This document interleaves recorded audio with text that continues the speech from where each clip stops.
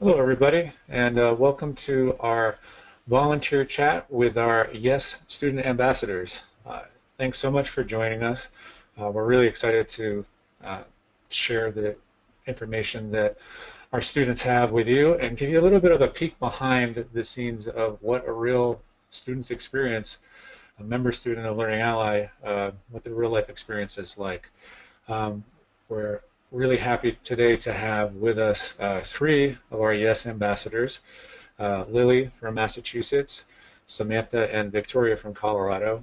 Now, just as a little recap for those that may not know, the YES program, which is Youth Examples of Self-Advocacy, was started about 7 years ago in Colorado by parents that were determined to help their children deal with being and learning a little bit differently. And a few years ago, I think about 3 years ago, we partnered with Learning Ally to help take this excellent peer advocacy program and bring it to more and more states.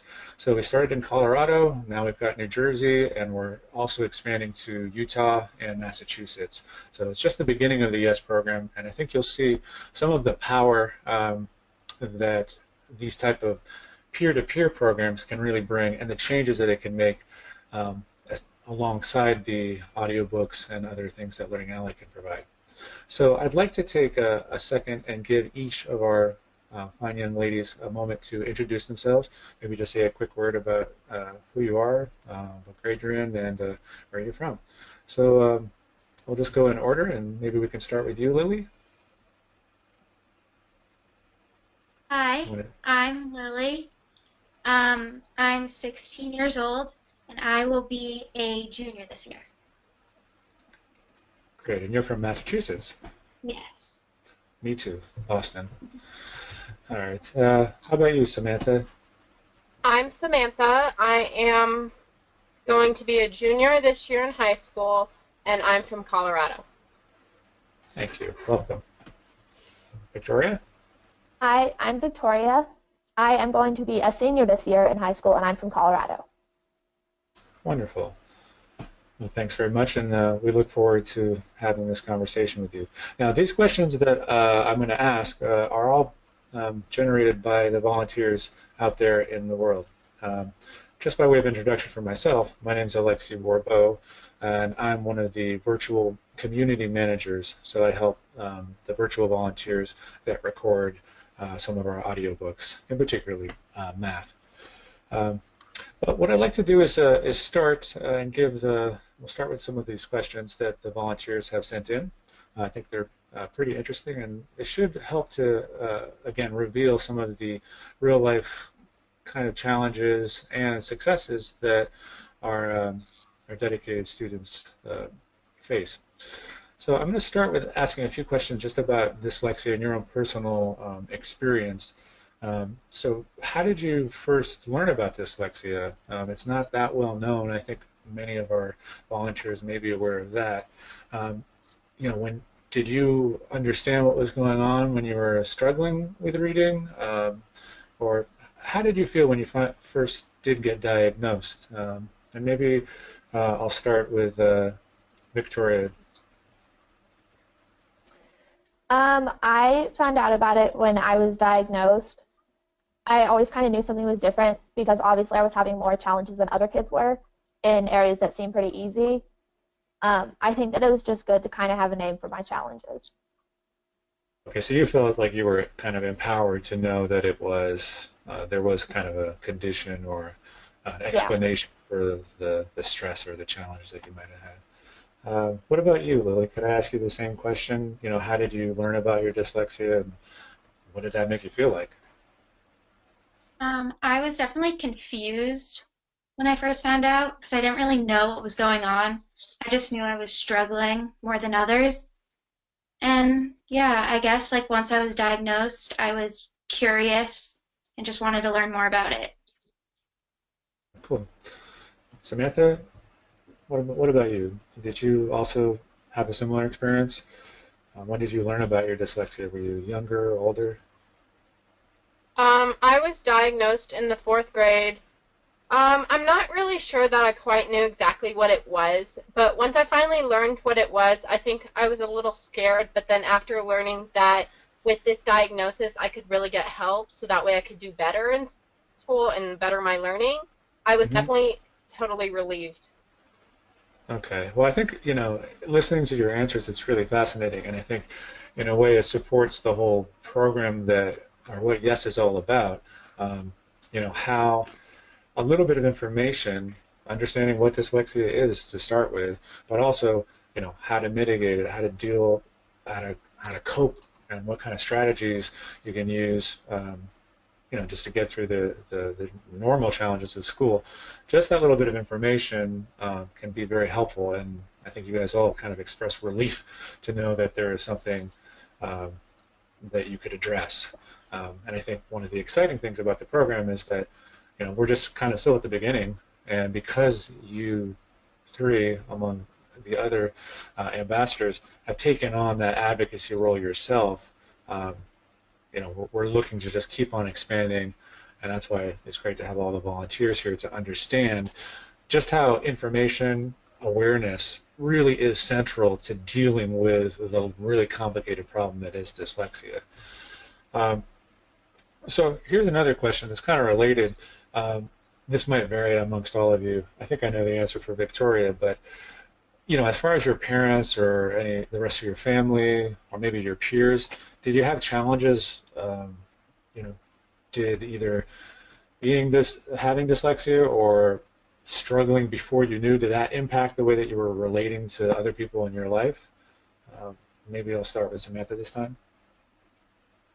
I think it kind of helped my relationship with my teachers a lot just because they knew that I was always going to try my hardest and that with the help I really could be a very smart kid. So, and like even with my struggles, I was always trying really hard, and so I think I still had like a relationship with the teacher that definitely helped me out. Mhm. I would, I mean, I don't know that it really affected other relationships too much. I mean,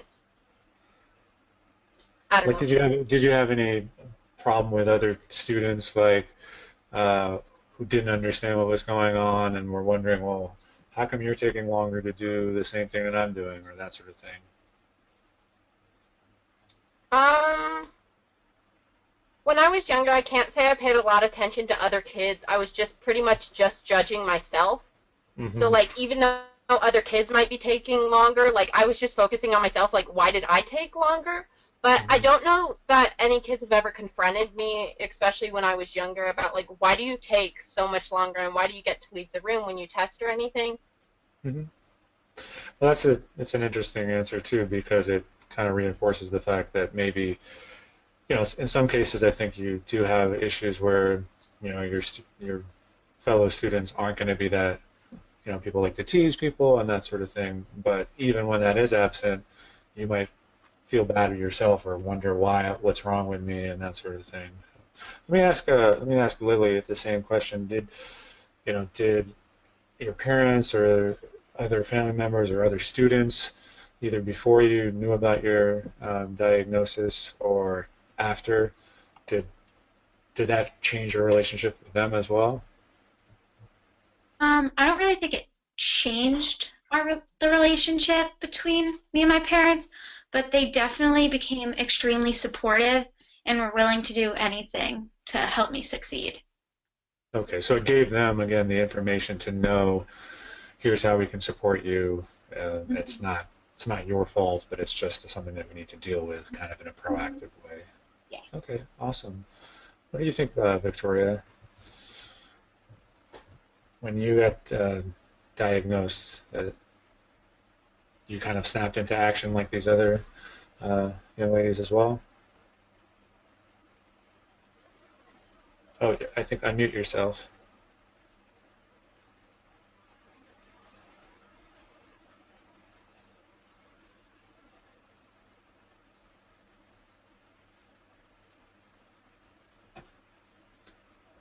We can give you a second if you need it. Okay, we'll come back to you when you get unmuted. Um, okay, so here's another question that I know people are interested in. is there a big difference in dealing with something like homework or schoolwork when you know, knowing that you have dyslexia? What's the hardest thing, just kind of on a daily basis, that you have to manage? Uh, Maybe I'll ask you, Samantha. Probably the hardest thing for me to manage, even with my dyslexia, would probably be timing, just because Hmm. I have to make sure that I'm not spending all my time on homework and then I have to go right to bed. I should have some time to relax. That's probably been my hardest thing to manage, but I've gotten things like modified assignments or like extended time where I can push it over on the weekend, which I think has really helped me manage my time better. It's also versus sitting down and watching an hour of TV after school. Maybe I start my homework then, and then I can go hang out with friends after I'm done with my homework kind of thing. Okay, so time management basically is a skill that, having learned that, has really helped you to deal with your other challenges as well. Okay, what about you, Lily? Is there a biggest challenge that you face kind of on a day-to-day level? Um, I also think it's definitely time management because I do take longer to complete assignments than the average student. Yes, yeah. Okay, well, that's a good answer. And I think one of the things that's highlighted here is that, um, unfortunately, although a lot of times people that don't have the information about dyslexia, um, folks often get tarred with the brush of they're lazy, they just don't want to work, they're slow, all of these kind of negative terms. But in my experience, and I think you're hearing it right now, people with dyslexia, they work harder than almost anybody else. The schedule that Samantha was describing or that Lily was talking about, uh, they're working their butts off just to be able to kind of spend the extra time that they might need, um, to show their real intelligence that is not connected with their difficulties with the printed word. Uh, I'll just check in. Victoria, are you back on vocal? Yeah, I think we got it figured out. Okay, great. It's always some kind of uh, little wrinkle. Feel free to jump in and answer any question that you want to talk about. What your daily challenges are like. I think that one of my biggest challenges is just keeping track of everything Mhm. because I have like all homework from all these different classes, and so sometimes it's kind of hard to keep track of all that at once. Okay, so organization is another key. Yeah, I mean, I think this is something that I could share with the volunteers. Um, People think of dyslexia or the dyslexic brain as strictly not being able to read in some basic fashion. But in fact, there can be a lot of other connected habits of mind or states of mind. So uh, you can tend to have really exciting creativity. Um, Also, have trouble with organization in certain senses, or focusing on things at a certain in a certain order can be difficult. But what we're learning through the YES program in particular is that when you learn the strategies for managing these kind of situations, you can really, there's no stopping you from meeting your potential.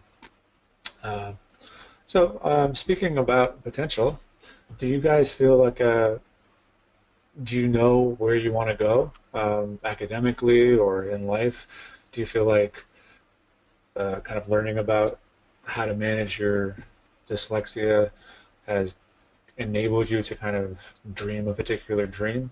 Um, I'll go ahead and start with you, Victoria, since we missed you for a while. I think that it has definitely given me some things that have got me where I am today, and I think that they're probably going to help me in the future too. I'm planning on doing something in law enforcement, so I'm thinking that it's probably going to help me with that because I have learned communication skills better than some of my peers, so I think Okay, that it's probably going to help me. excellent. What about you, Lily? Have you kind of, I know it's early and you're still in high school, but have you kind of set a target, or what are you aiming towards? I definitely want to go into something with children and Mhm. also medicine. So maybe like a pediatric dentist or a pediatrician. I'd really like. Oh, that's wonderful. And as a new father, I have a 7-week-old. I'm very into pediatricians, so I look forward to seeing you in the future do that. Samantha, what about you? Do you know where you'd like to go, and has your experiences with dyslexia influenced that at all? I want to be an engineer when I grow up. I'm not sure what kind yet. I would say my dyslexia has probably taught me confidence the most, just or like how to self-advocate for what I need, which I think has helped me like in my math and science classes, just because I'm able to talk to the teacher when I don't understand something or I have a question, and I believe that that has really helped me achieve a lot. Right, and that's again is an important core of what the YES program is all about is learning communication skills so that you can deal with teachers, especially teachers that may frankly be ignorant about what dyslexia even is, or they might have some vague idea. Unfortunately, we might assume that the awareness is out there, but it isn't in all cases. So, um, even from just speaking with you three for a short amount of time, you can see how articulate and you know, um, you've got that kind of self-esteem to be able to speak on your own behalf, and I think that's valuable for any student, no matter what their background is. So, uh, thanks for sharing that. Maybe we'll talk a little bit since a lot of our volunteers are listening and they're interested in audiobooks. That's what they spend their volunteering time doing. Maybe we'll ask you just a little bit about what your experience is with audiobooks. And feel free to take it wherever you want to go. I'll just throw in a note here to everybody that's watching. We do have some questions that we're working our way through that we collected earlier. But if you have any questions based on the conversation that we're having now, feel free to add them in that little chat window, and then we can address those towards the end of the session, maybe in the back half. Okay. So. I'll open this up to really anyone. How do you guys use audiobooks? Do you find that you're focused on them strictly for schoolwork? Do you use them for pleasure reading, or is it a mix? And um, how has that kind of impacted the way that you uh, learn? Maybe I'll start with Lily. I have used audiobooks for a really long time. I don't remember when I haven't. I read every school book on with audio, Mhm. and it just helps me grasp the concept of the book a lot easier, and it just makes reading more enjoyable and not as stressful as it used to be. Interesting. So do you find yourself using a mix of like textbooks and literature or fiction? You just Yes. anything that you need to read, you're doing audio if you can. Yeah. Great. Well, our volunteers will be happy to know that because they spend countless hours reading these history books and social studies and stories too. But that's good to know.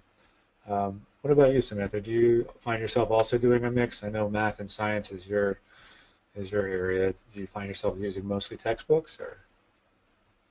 Um, I use Learning Online for pretty much all my English books, and Okay. then my science textbooks. I really appreciate those being read. Okay, great. Yeah.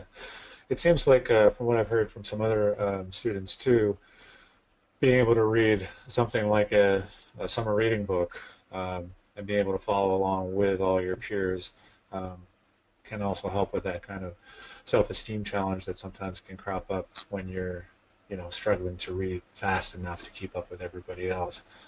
What about you, Victoria? Do you find yourself reading a mix of books, or is there any particular thing that you uh, go to the most, or that is top of your bookshelf? I usually use it mostly for my school books, just Hmm. because those usually have a deadline, so I kind of have to rush through them. As opposed to if I was just reading a book for my own enjoyment, then I would just take my time and then there isn't as much pressure usually. Great. Um, Now, when you guys are using the audiobooks, I mean, do you use those in school as well as at home? How do you find yourself using? Do you use like a iPad or cell phone, or what do you? what's your experience like of actually using those, Victoria? I will use them in school and at home. In school, I just use my iPod, so it just looks like I'm listening to music, which is pretty cool. Yeah, well, we don't want people to think that you're a rebel too much, but um, what about you, Lily? Do you also use them in school as well? Yes, I always have my phone and a pair of headphones on me, so I can always listen. And you don't find that, your other students don't worry about what you're doing, they just kind of mind their business? Yeah. That's great. Um, Same question to you, Samantha. You use them in school as well, or mostly just at home if you're doing English and stuff? I use them both in school and out of school. When I'm using them in school, I often use it off of my phone just because it doesn't bring as much attention to me. But I like doing it on my iPad. But I would say I probably use learning or audiobooks more at home Hmm.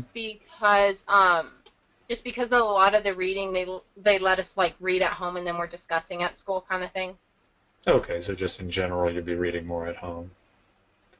Well, it's interesting that all three of you, well, said that in large part you're using it on your phone. And the phones that we have these days are pretty great. An exciting development that's just in the deployment stage now is a new Learning Ally link for mobile player. So that's, I think, just about to be released, and that's going to kind of give the most up-to-date reading experience possible. So another area where Learning Ally is trying to continuously improve and kind of meet our students where they are, knowing that that's what you're actually using. We want to try to design our audiobook experience as closely um, matched with what your needs are. Um, when you guys are talking with other students in the YES program, maybe people that are brand new that don't even know Learning Ally that much, what do you tell them about audiobooks? Do you give them any tips on how to use it, or how do you kind of share that what they've done for you? Uh, Anyone want to take this? Maybe start with Victoria. Um, I usually tell them that it's kind of a way to make reading a bit easier for us, and it just kind of levels the playing field. And I just explain the reason that they should use them and how it's going to help them. And then if they have any questions about like how to use them or anything, then I tell them that they can come to me. But I just want them to know that it can definitely help more than hurt them. Great. So just the whole learning through listening thing is you just try to open it up to them, and then another feature of the YES program, which is awesome, is that it is a peer-to-peer relationship. So you're able to say, "Hey, let me know if you have any questions," and then be there as a resource for that person. So, what about you, Lily? Have you had that experience at all, or um, what is audiobooks? What do they give to you? I know you talked about a little bit before about just making it easier to understand. Is that the main thing that if you were talking to another student, you try to share with them as well? Yeah, definitely. That it's just gonna, like what Victoria said, it's like an even playing field. It's just gonna make it Mhm. easier. It's just gonna feel like how every kid feels when they're reading. Interesting, yeah. And so you guys are all kind of talking again about that even playing field, just to let your hard work kind of come through, right? And I know some people might think, or some students might think, "Hey, that's cheating. You're listening to the book." But I think what you're saying is it's actually just trying to even it out. Would that sound about your experience as well, Samantha? Yeah, that's pretty much my experience is that it just helps out a lot. It also helps like this is going to sound really stupid, but like if I'm reading a book, I'll read the same page over and over and over again just because my brain gets tired of reading. Where with Learning Hmm. Ally, I can turn a page just because it helps me stay more attentive. Okay, so you're finding that you're not stuck on a single page, just going back and back and back. You're able to actually understand the concepts more because you're following along with a human voice. Oh, excellent. Well, I think our volunteers will be happy to know that because I know they put a lot of energy and effort into to reading those books. Um, um, let's see, what other questions do we have? Do you feel like, or do your teachers seem to accept and support your use of audiobooks? Have they noticed a difference maybe in when you're able to use audiobooks for a book or not? Um, do you feel like some teachers are harder than others to work with, or do you feel like you've had the ability to kind of explain what your needs are now? Maybe we'll start with you, Samantha.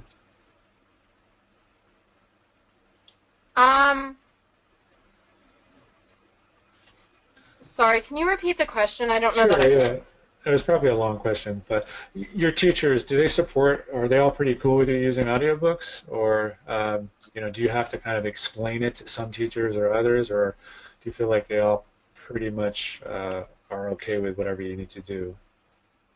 Pretty much all of my teachers are okay with my audiobooks. I don't know that I've ever had a problem with it. I mean, I go in at the beginning of the school year and I kind of explain it to them, so it's not like I'm just showing up in the middle of class. So I think it's also important that they know what I'm doing and that I know that it will help me, so they're more supportive towards it just because I'm more confident about it, kind of thing. Great. Yeah, so again, that's another feature I know of the YES program where you have these opportunities to teach new members of the program how to deal with their teachers straight away. And they first go in the beginning of the school year. I think you guys use little video presentations in some cases to kind of introduce yourself to the teachers that you're going to be working with. And maybe that tool that the YES program has given you has made it easier. But Lily, do you feel like that your teachers are pretty supportive as well, or are there still some where they don't really know what's going on? I think I had a mix. I did at the beginning of the school year, went to every teacher and explained what I needed from them. And some of them were definitely really supportive, but it took other teachers a couple times for me of talking to them to really get like, this is gonna help me succeed. Was that ever like scary at all to have to go to the teachers and you don't even really know them, you haven't had any classes yet, and kind of say, hey, I'm Lily and here's my situation? How did that feel when you first kind of started doing that? At the beginning, it was definitely nerve-wracking. But as time went on, I think I just got more comfortable with it. Great. So just practice makes perfect in a sense, and getting comfortable with advocating for yourself can, make things easier in the future. I think that's what Victoria was talking about too. Is getting these skills can, set you up for success in life more generally, because you're not going to be that student that's kind of shrinking away from communication, and so that's important. And do you want to add anything there, Victoria? I know I just kind of answered for you in a sense, but did you have any challenges with teachers at all? I think that it's definitely, the teachers are a lot more understanding in high school than they are in like elementary or middle school. Um, I don't know. I think that there's always a challenge teacher in every group, but most of the time I think that we can help them understand just by showing them that it does help us learn. Yeah, great. And have you had the kind of, one of the concepts that I know is kind of Learning Ally is focused on is the idea of ear reading versus eye reading, or finger reading for the visually impaired. Is that something that you guys relate to as well? And do you explain to your teachers that it's the same type of reading, I'm just doing it with my ears? Anyone? Yeah. We also do that in one of our presentations when we go in and talk to teachers and stuff. We explain it. To help them understand, we kind of relate it to ice cream. We kind of say that there's three main flavors. There's chocolate, vanilla, and strawberry, and they all get you to the same place even though they taste different. And a lot of times they understand that better than us just saying it's not cheating and it's going to help us. Yeah, it all takes you to the same level of delicious satisfaction, just like books.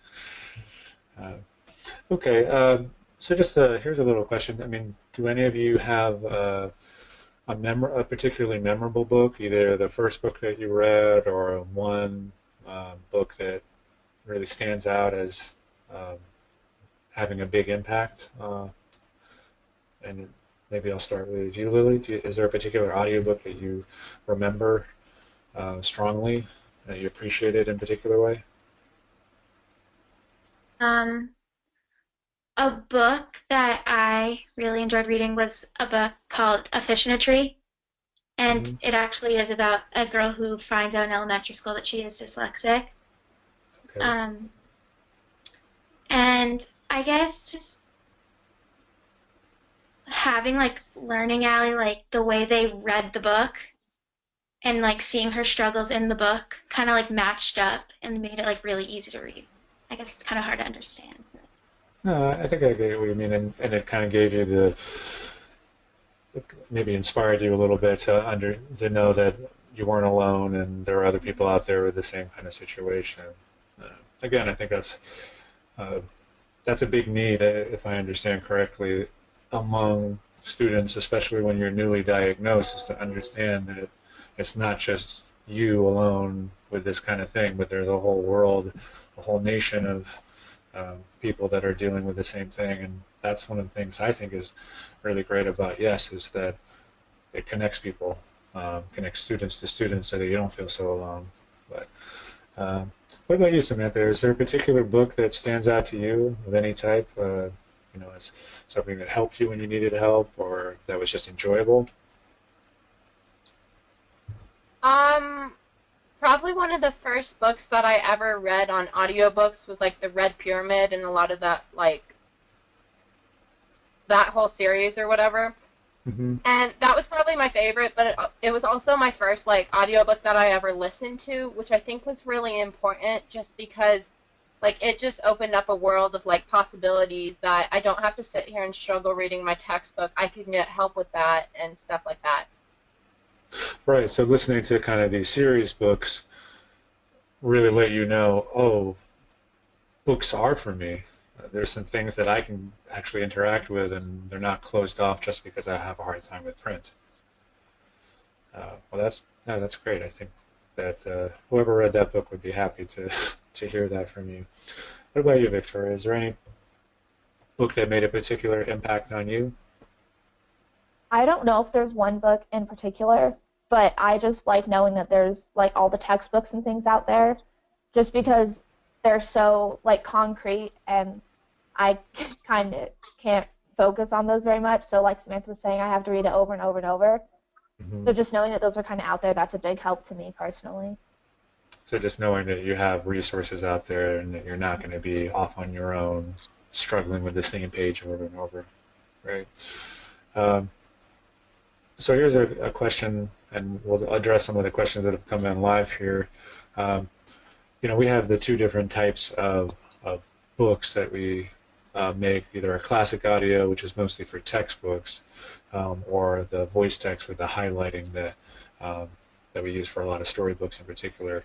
Uh, One of our volunteers wanted to know, when you're reading like a science book, like you were talking about, Victoria, uh, do you follow along with the book, or do you just kind of listen to it without? Are you able to follow it, or which way works best for you? I guess is the question. I'll start with you, Victoria, and then maybe Samantha next. I like following along because if I'm hearing it and seeing it and reading along with it, then I get the message a little bit faster and better usually. So just by listening to it, it kind of changes the struggle that you might have otherwise, where you get stuck. It just kind of keeps you moving. In other words, Mm. great. Is that the same feeling that you have, Samantha? Yeah, that's pretty much the same exact thing. Is I have to see the book in front of me just because I'm a visual learner. So when I'm Okay. following the words and hearing it, it helps me with my reading, but it also helps me with my understanding. No, that's great. What about you, Lily? Do you when you're listening to like textbooks or things that aren't in the highlighted kind of voice text, do you also read along? Yes. I am also a very visual learner, and just seeing the words along with hearing it really helps. Right. Yeah. I mean, I think another interesting point. I was talking a little bit before about, the different types of character traits or learning traits that you might have. A lot of people with dyslexia have immense talents in visual arts or engineering, being able to kind of visualize a diagram and even rotate it and kind of examine it from different uh, angles. So that's one of the reasons why it's really important that we, as a kind of a culture as a whole, um, support programs like this, so that we have all of these bright students that have these great talents that aren't kind of falling by the wayside. Um, yeah, well, great. And I think one other interesting thing too, I had read about where you have, they kind of do these eye tracking things with dyslexic students, and a lot of times what was difficult for them was exactly what you guys are describing. They kind of loop back even just a word or half a word often, so that I think having that audio that goes along with it allows you to kind of keep your motion going so that you don't get stuck on those words. Well, great, and thanks for the question, whoever sent that one in. But here's a question. I think that we may know the answer to this, but you say that you use your cell phones or iPads. Do you have any trouble with schools at school where they might not allow you to have your cell phone out ever, or are you able to get special permission to do that? Victoria? Usually it's in our 504s or IEPs, so they usually allow us to use it. It's in my 504, so most of my teachers are okay with it. But if they're not, I'll just ask if I can go into the hallway instead or something. Okay, what about you, Lily? Do you, if that's in your individualized education plan, are you the only one that has your cell phone out, or how does that work in your school? Yes, I have it on my IEP as well. I usually hide. Yeah, I'm the only one usually, so I usually just Yeah. hide my phone under the table and Okay. just to make it less noticeable. So again, some student might think you're kind of a rebel and just Yeah. playing by your own rules, but that's okay. But it sounds like maybe Samantha, you could answer this too. You guys haven't had any negative consequences from using your devices in school. Mine also happens to be on my 504, but Okay. before I take it out, I assess the classroom situation, because if everybody's just reading quietly, then I'm fine to take mine out. But I also think it's really important just that the teacher knows. So even though I say it at the beginning of the year, sometimes if I haven't used that accommodation in a while because we haven't been reading in class, sometimes I'll go up there and I'll ask the teacher and just be like, hey, I really want to listen to this from my phone. If I have it on my desk and headphones in, I'm just listening to the audiobook and I'm still reading. Right. You're not listening to some music or doing something else naughty. Okay. Well, I'm actually encouraged to hear that, all of you seem to be able to communicate so clearly with your teachers and with the rest of the school administrations, so that you don't any longer have to kind of struggle with feeling like you're blocked off from doing the work that you want to do. So that's great. I know that, self-advocacy is a big part of that, and I think it's another reason that it's great that we're expanding out the YES program. Now we're in Massachusetts with Lily and Utah, and I think volunteers should think too about do they, wherever they are, do they know anybody that might be interested in starting a YES hub there? We do have information about that on our website if anybody's interested. So here's a question from New York studio. Of course, our volunteers are very dedicated. They come in, read hour after hour. So they want to know, what are things that they're doing well? Can you name, to 3 things that you like about the way that they read the books. And then if you have any ideas for how they might improve things, then you can also share those. But maybe we'll just start with what do you guys like about the way that we read books currently? Yeah, let's start with you, Lily. I really enjoy that a lot of different tones in their voices are being used. So, like, if there's a question, like, or an exclamation point, they use like different tones of voice, which really helps me. So as opposed to some of the other technologies out there that are robot voices and they just kind of Hmm. read everything in a moment, you like the more human aspect of it, Yeah. sounds like. Okay. What about you, Samantha? Is there 1 or 2 things that is particularly useful to you when you're listening to our audiobooks? I definitely like that the voice isn't monotone, but I would also say sometimes, like, I don't understand a graph or, like, a diagram or something. So then when they're explaining it, like, sometimes it just makes more sense to me when somebody explains what each of the axes mean and then kind of, like, what the graph's doing. Like, even though I can see it, sometimes I don't fully understand. So sometimes really hearing what the graph's doing is helpful. So kind of that extra summary from our expert readers that gives you a little bit of a tie up that diagram in a bow and kind of understand it a little bit better. Uh, Great. What about you, Victoria? 1 or 2 things that um, you like off the top of your head about the audiobooks that we produce? All of them that I've listened to, they're all very clear voices, so I can understand what's going on. And then also, like you said, that they're expert readers, so they know what they're reading and they understand what they're talking about, which is a big help to me um, because it helps me understand it as well. Cool. All you math and science readers out there, good job. Um, so just to take the other part of the question that was asked, are there any things that you wish were a little bit different? Is there something that we could do better? Or I know you guys, you're obviously involved with Learning Allies, so you're fans of our service. But is there anything that maybe if we were to we're continuously trying to challenge ourselves on quality. If there's any direction that you can give us there.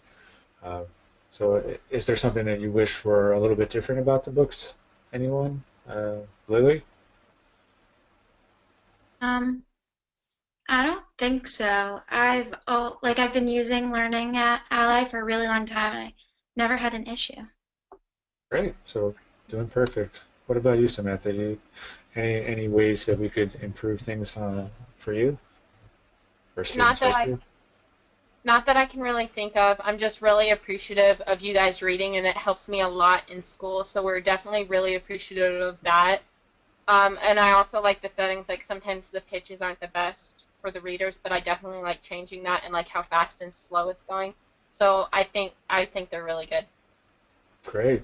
Yeah, so that's another feature not all our volunteers might know about, but there is the ability to adjust the speed um, as you're listening. Um, I don't know if all of you guys use that, but it's definitely an option since everybody reads at a different pace. What about you, Victoria? Is there anything that you would say you'd like us to focus on in the future? I don't know if there is anything that I would change because right now it works well for me. Okay, so you guys are all like, you're happy with what's going on, you're getting good grades, you're all, academic superstars, and you're just like, we're doing good. All right, well, that's great. I can say that there are, you know, regardless of that lack of marching orders from you guys, we are going to continue to focus on our quality. And one thing that I know that we're working on in the future is making those descriptions that you guys were talking about, a little bit easier to navigate so that you could hopefully in the future be able to turn on or off descriptions so that you could skip through them more quickly if you understand it, or to get different levels of description. So maybe you want For this one, you wanted a little bit more detail because you're really having a hard time understanding it. Um, and for this one, you don't need it. So having the ability to modify that just like you would the pitch so that you could interact with it kind of on your own basis, that's something that's definitely on our roadmap. So um, hopefully we'll take something that you guys don't think needs improvement and still find a way to make it better. Um, I know that speaking personally, and I think on behalf of a lot of the staff of Learning Ally, when we hear the stories of you, overcoming these challenges, overcoming the scary moments of dealing with those teachers for the first time, and it really motivates us to continue to find new ways to improve your experience, and also to expand, like we're doing with Utah and Massachusetts as far as the YES program. Well, speaking of what I was just talking about, another person asked the question, is that something that would be useful for you, the ability to turn on or off or get different levels of figure description? Does anyone want to jump in on that? Maybe Samantha? Do you always listen to the descriptions all the way through, or would you like to skip them sometimes? Sometimes I would say that, like, if I do understand, like, one of the diagrams, sometimes I will speed it up just so it skips through it kind of quicker. Mm-hmm. Majority of the time I do listen to the descriptions because even if I think I understand it when they're explaining it, sometimes I understand it better. Okay, and do you feel like, do you tend to like maybe shorter descriptions, or you like things that are really, really super in-depth, or does it vary? I don't know. It varies on if I look at it and I understand it, then a short description's all I need. But sometimes if I don't understand it at all, sometimes the long description is helpful just because it clarifies it a lot more. Okay, so having like different levels of description that you could choose might be uh, a valuable feature for you. What about you, Victoria? I think that would be definitely be a feature that would be pretty cool. Just because, like you said, there are some things that I understand better than other things. So if I understand it, then it would be cool to be able to skip this description. Yeah, especially as some of these books, I know, speaking of math in particular, you've got so many graphs of every single equation that it can really clutter it up a little bit. But what about you, Lily? Do you have any opinion of how those figure descriptions might be used? Um, I agree. Um, yeah, there are definitely times where I don't really need any description, but Hmm. there are other times where I need a lot because I don't understand. Cool. Well, thanks for sharing that with us. I think that makes um, that helps us to decide where we want to go as an organization to help again support you wherever it is that you are. Um,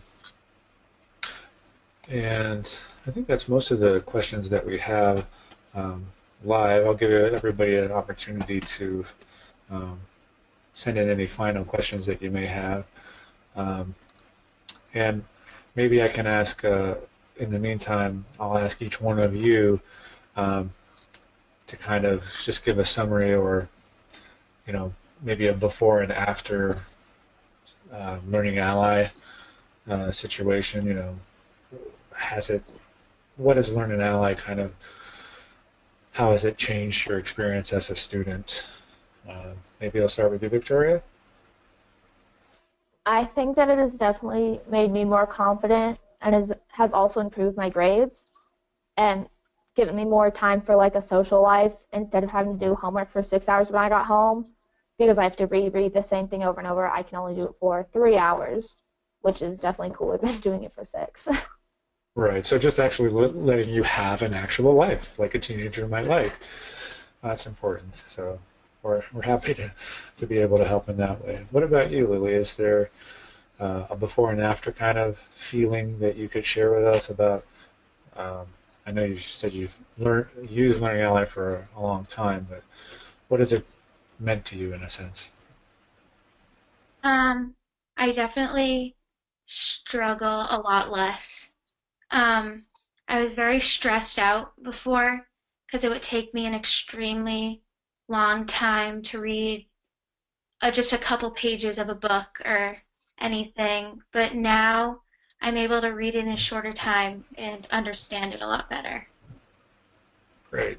So you feel like it's really been the key that takes some of that emotional stress away from you and Mhm. allows you to focus on your work.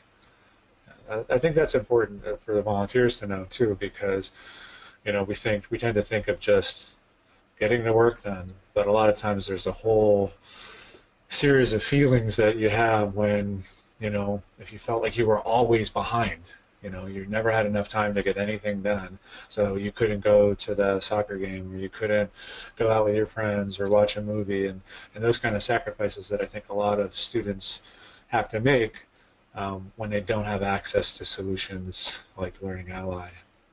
What about you, Samantha? Is there uh, one big change that Learning Ally has made for you? I would probably say time and comprehension. It's definitely saved a lot of time for me, but I would probably say the bigger thing is my comprehension level has gone up. It's always been kind of high, but I feel like when I get to hear it and see it versus sitting there and focusing on reading, I can sit there and focus on understanding it, which definitely helps me a lot just because it tends to click more inside my head and I actually understand what's going on in the book or whatever's happening versus just sitting there and reading words just so I can be done with reading kind of thing. Right, right. You're able to engage with the actual material and learn the deeper concepts behind it. Um, well, you guys are such great examples. Not to take the example part of the yes out too much, but uh, when we talk about the yes program, you know, why did you feel like you wanted to get involved and help others, or what has that meant to you to be able to interact with other people that maybe didn't, that were once in the same boat that you were in, and to be able to share your experience? What did that feel like, or does anybody want to talk about what you like about being a Yes ambassador? Maybe we'll start with you, Victoria. I like just that I'm able to help kids that have the same challenges that I had, and just that I can let them know that I had these challenges too, and now you have all these cool tools so that you don't have to struggle as much as I did. Does that give you a feeling of kind of a community with the other students that are out there? Do you see a change in the way that they are feeling about themselves when you are able to say, "No, I was just like you, and look at me now," kind of thing? Do you sense that change in them? Usually you can tell at the first event they go to because at the beginning they're usually pretty shy, but by Hmm. the end they realize that everybody that's wearing the same shirt that they're wearing has dyslexia too, and there's usually about 100 kids in the room. And so when they see all those other kids, they think, wow, I'm really not alone, and there is this community that's there to help me. That's great. And yeah, everybody wears the same purple Yes T-shirts, I think, and you really can visualize. Talk about visual learning. You can learn really quickly that you're not alone. Well, Samantha, I know you're an experienced ambassador as well. Is there something that you like or that motivates you to continue on with that, or what do you like about being an ambassador? I've definitely struggled with my dyslexia, so knowing that I can help somebody with the struggle because the only people I had to help were like teachers, parents, and then friends that weren't dyslexic. And then now being in this position where I can help out those kids, and you, like Victoria said, you can see them grow and you see them become happier and not let dyslexia bother them so much, and they take it as a good thing versus a bad thing. Well, yeah. So that's a pretty powerful feeling to see that what you're able to share about your own experience can really change somebody's life. Awesome. Well, Lily, I know Massachusetts is a new area for us, so you don't have the experience that maybe some of the others do. But is there something that you're looking forward to, or you feel like is going to be good about the way that you're able to interact with other students in the same situation? Yeah, I'm definitely excited to show students that dyslexia does not define who they are. and there's more than just a disability. Great. Well, I mean, I think, youth examples of self-advocacy, we couldn't have had three better examples than you three. So I thank you very much for joining us. I don't think we have any other questions, so I'd like to let you guys get on with your day. But thanks, Lily. Thanks, Victoria. Thanks, Samantha. And thanks to all you volunteers, too, who put your hard work in every day. And if you young ladies would like to just say a quick thank you or a goodbye or a hello to the volunteers that are listening, and I'll give you guys each a chance to do that. So let's start with you, Lily. Say something to our volunteers that are working for you. I just like to thank you all because Learning Ally has really helped me succeed in a lot of things. Okay, wonderful. Victoria? I want to thank you guys too. Just kind of remember the impact that you're making. I know it doesn't seem like it sometimes, but you're helping a lot of kids. Awesome. Yeah, I mean, I think that's a good point, is that when you're just sitting in the booth or you're sitting at home doing your recordings, it's hard to remember that there are thousands of children that are listening, just like these young ladies, and that one book that you are recording can be listened to by many kids. So that's a great point, Victoria. Thanks for reminding us of that. Samantha, do you want to say something to our volunteers that are listening? I would really just like to thank them because they've helped me a lot. So, and I'm just one kid, so I would imagine that they've helped many kids. And it really is such an amazing service because it does help us succeed so much, and it makes us feel like we can do anything. Well, that's really meaningful to me as somebody that works for Learning Ally, and I know that all of our volunteers will be really thrilled to hear that and to see and hear the impact that the work that they do has on you. What I'd like to add in too from my perspective is that Learning Ally, our history is in audiobooks. We've been doing it for many years now, but we are an organization that's expanding and growing, trying to help in other ways. Dyslexia awareness, advocacy like the YES program, other kinds of ways to address the bigger picture of both dyslexic and blind and visually impaired students, so that we're not just checking a box and saying, okay, here's your audiobook, but we're making sure they know how to use it, making sure that they know how to communicate about it. These are the things those kind of gaps that we're always trying to work on figuring out as an organization. And Learning Ally is definitely broadening our scope. So volunteers, there's a lot of different ways that you can help. You can always talk to your studios or to your community leaders and see if there's other ways that you can help our larger mission, which is connecting students to the educational tools that they need.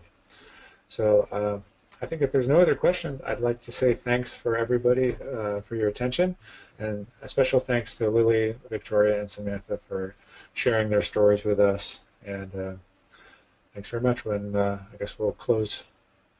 You all have a great day.